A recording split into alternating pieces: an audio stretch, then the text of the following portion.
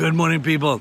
We're still in the book of 1 John. I want to read to you some more from chapter 2. It's an intriguing subject today. This is what verse 8 says. Dear children, this is the last hour. Clock is winding down for this life on this earth. And as you have heard that the Antichrist is coming, even now many Antichrists have come. This is how we know it is the last hour. They went out from us, but they did not really belong to us. For if they had belonged to us, they would have remained with us. But their going showed that none of them belonged to us. Now I know when you think of the Antichrist, or when many people think of the Antichrist, they think of the beast of Revelation. They think of the great war that will one day take place when the armies of Jesus will lead against the war of the armies of the Antichrist. But that's not what they're talking about here. I'm not talking about that Antichrist. You see, the Antichrist, that person, is not necessarily the Antichrist that is in our lives. We think the Antichrist is someone who's against Jesus, but that's not true in this context. The Antichrist is someone who takes the place of Jesus in your life. You got an Antichrist in your life? Anything that is against the place of Jesus being number one, that's your Antichrist. Now, in the context that he explains it in this passage, there were many believers in those days. And sadly, many of them dropped off because they all found their own Antichrist. They all found something that drew them away from Jesus. A substitute Jesus. A substitute number one for their lives. And these guys found these Antichrists and they decided to follow them.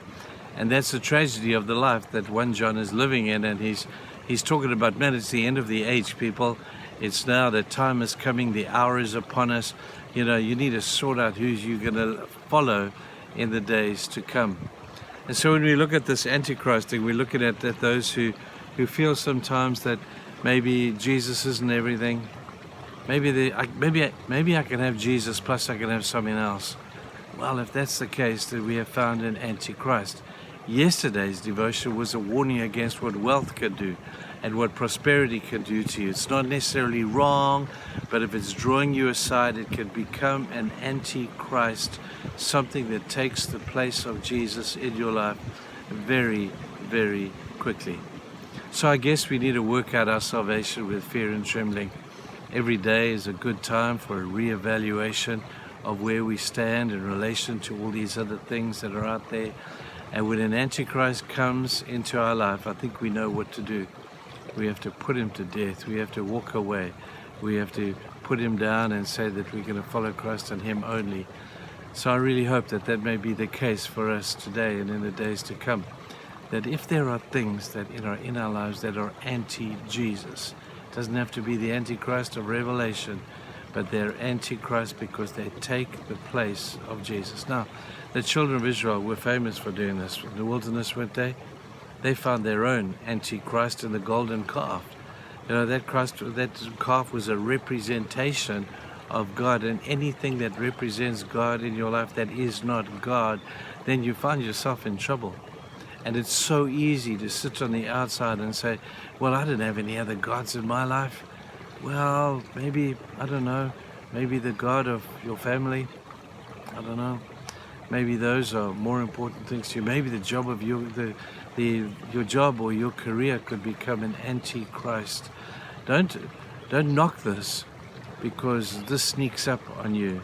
This is not an overnight event where one day I'm following Jesus, the next day I'm following my Antichrist. It doesn't work like that. The Antichrist is too clever for that. He will come in very slowly and just infiltrate into your life. This isn't wrong. In fact, some of the Antichrists that we have in our lives are good things.